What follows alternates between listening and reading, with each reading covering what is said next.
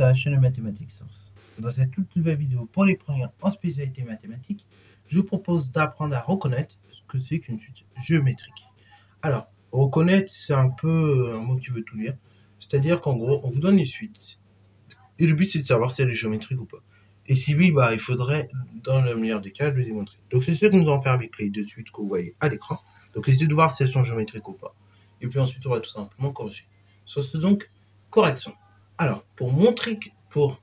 Alors, déjà, on va déjà commencer par la base de la base. Une suite géométrique, c'est quoi, en fait? Parce que oui, parfois, on peut oublier la définition. C'est comme les suites arithmétiques, en se mélangeant, on peut vite oublier. Ok, donc on va rappeler rapidement la définition. Et après, on va passer à l'acte, entre guillemets, sur ces deux cas. Donc, une suite géométrique, c'est quoi? C'est une suite pour laquelle le passage d'un terme au suivant va se faire en multipliant toujours par un même nombre. Je vous donne un exemple sur des nombres. Par exemple, si je prends la suite du nombre 1, 2, 4, 8, 16, 32, on va s'arrêter là. Donc ici, vous la reconnaissez, c'est la suite des puissances de 2. Décidément, je n'ai pas voulu changer l'exemple, mais c'est pas grave. Donc, vous voyez bien, pour passer à chaque fois d'un terme à son suivant, de 1 à 2, comme de 2 à 4, comme de 4 à 8, comme de 8 à 16, ou encore même comme de 16 à 32, on va comme ça multiplier toujours par un même nombre, qui est constant, qui est un réel. Ici, ce nombre, c'est 2. Ce nombre 2, c'est ce qu'on appelle la raison de la suite. Donc, pour vérifier, d'une part, dans un premier temps, si la suite est géométrique, on peut faire différentes techniques. En fait, vérifier que le passage d'un terme à son suivant se fait toujours en multipliant par un même nombre, ça revient à dire que vérifier que pour passer, que le rapport entre le terme suivant et le terme précédent est toujours identique. Par exemple, entre 2 et 1, ou 4 et 2, ou 8 et 4, ou 16 et 8, ou encore 32 et 16, vérifier que ces rapports-là, ils sont identiques. C'est ce que ça veut dire également dans l'autre sens, si je traduis ça. Donc, du coup, on va reprendre le cas maintenant de la suite UN, définie par racine carrée de x. Alors, je ne vais pas me compliquer la vie. Je vais calculer les premiers termes. Ok, et après, on va voir ce que ça donne. Ok, donc je vais en calculer 3. Comme ça, au moins, ça peut nous donner un ordre d'idée. Et à partir du moment où vraiment un rapport n'est pas identique, peu importe que ça au début, la fin, comme vous voulez, si le rapport entre deux termes n'est pas identique, ça veut dire que la suite n'est pas géométrique. Ok, donc par exemple, si le rapport entre U1 et U2 est différent du rapport entre U0 et U1, c'est mort, la suite n'est pas géométrique. Donc tranquillement, je calcule U0. Donc c'est racine de 0 qui fait 0. U1, donc c'est racine de 1 qui fait 1. Et U2, c'est racine de 2. Alors, racine de 2, on ne peut pas plus simplifier. Donc là, on reste racine de 2. Alors, je calcule le rapport, tranquillement. U1 sur U0 égale 1 sur 0. Ah tiens, déjà, c'est mort. Vous allez vous dire, mais on ne peut pas diviser par 0. Donc, c'est pas de chance. Donc là, on ne va pas pouvoir s'en servir. Donc déjà, ça, c'est impossible. Ok, donc ce rapport-là, on ne va pas le faire. Donc on va calculer un quatrième terme. Pour plaisir, donc U3, c'est racine de 3. Alors là, du coup, on va faire la calculatrice pour vérifier que, bien évidemment, c'est correct. On peut faire à la main les simplifications, mais il n'y a pas de souci. Bon, alors donc on va refaire. Cette fois-ci, on va calculer le rapport entre U2 et U1. Donc là, vous voyez, parfois, voilà le risque quand on fait le rapport entre deux termes, ok, entre le suivant et son précédent, c'est que parfois, le précédent, il peut valoir 0. Et donc, ça fait que le rapport n'est pas réalisable. Vous voyez, c'est pour ça que pour montrer que suite est géométrique, jamais on fait le rapport. Okay, justement, il y a une autre technique qu'on va voir au cours de la vidéo pour montrer qu'une suite est géométrique. Donc U2, c'est racine de 2 sur U1, 1. Donc ça fait racine de 2. Ok, nickel. Donc maintenant, vérifions que le rapport, cette fois-ci, entre U3 et U2 est égal à racine de 2. Donc U3, c'est racine de 3. U2, c'est racine de 2. Alors, on va faire un petit peu de simplification. Là, pour le coup, il n'y a pas forcément besoin de calculatrice. Racine de 2, j'élève au carré. Donc, ça fait racine de 2, le tout au carré qui fait 2. Et au numérateur, donc, je me retrouve avec racine de 3 fois racine de 2. Alors là, vous allez encore entendre me répéter cette même règle que je vais écrire ce coup-ci. Je ne vais pas la faire afficher, promis. Racine carrée de A fois racine carrée de B. Et c'est racine carrée de A fois B. Ok ?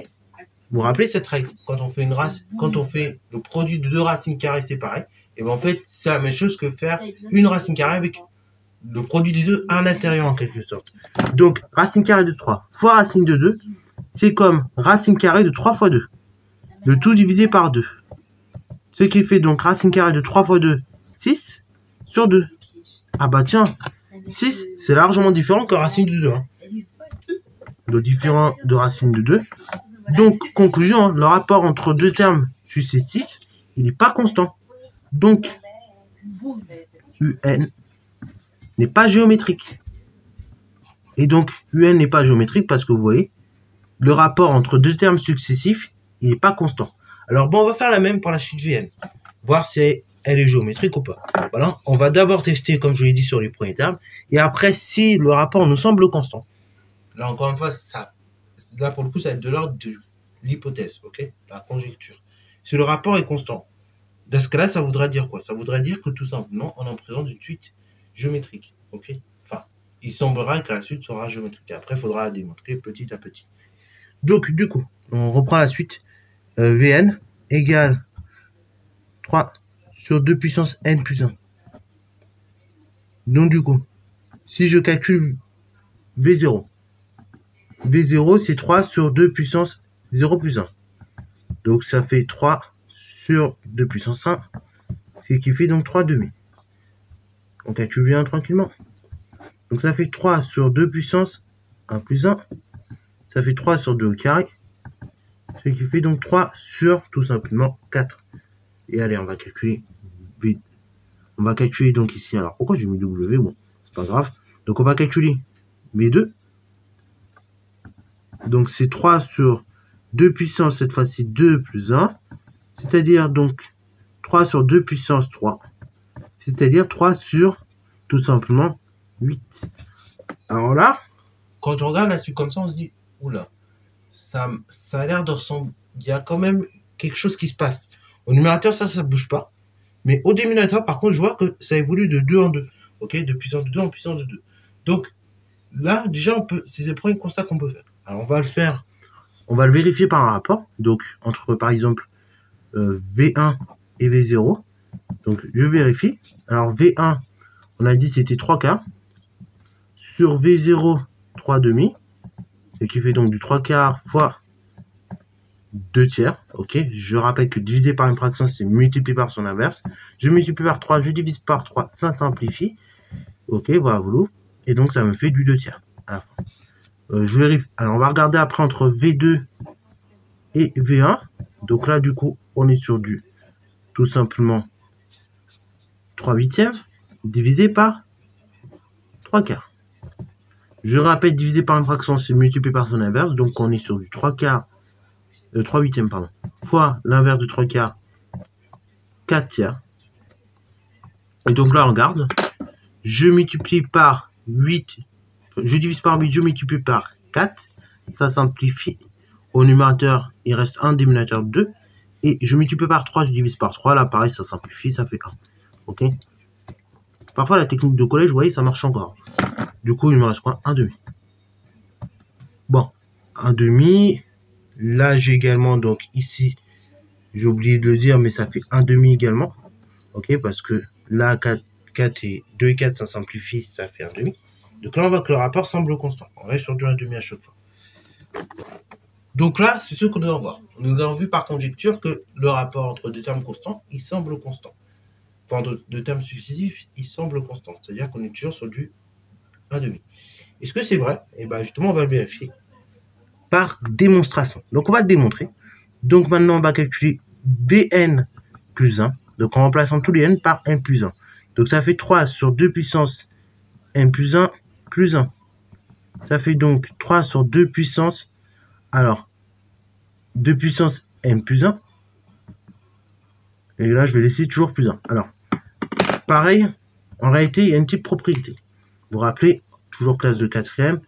A puissance, donc là, je vais apprendre dans ce sens-là. A puissance n fois A puissance p, c'est A puissance n plus p.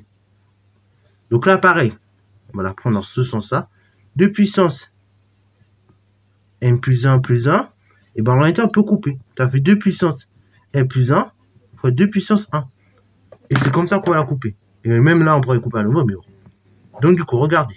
Ça fait 3 sur 2 puissance n plus 1 fois 2 puissance 1. Jusque-là, on est d'accord. Ce qui fait donc 3 sur 2 puissance n plus 1 multiplié par 1 sur 2 puissance 1, donc 2.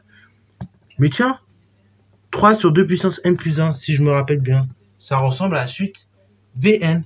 Donc, je me rends compte Vn plus 1 demi, enfin multiplié par 1 demi. Attention. Mais Vn fois 1 demi, ça correspond à quoi?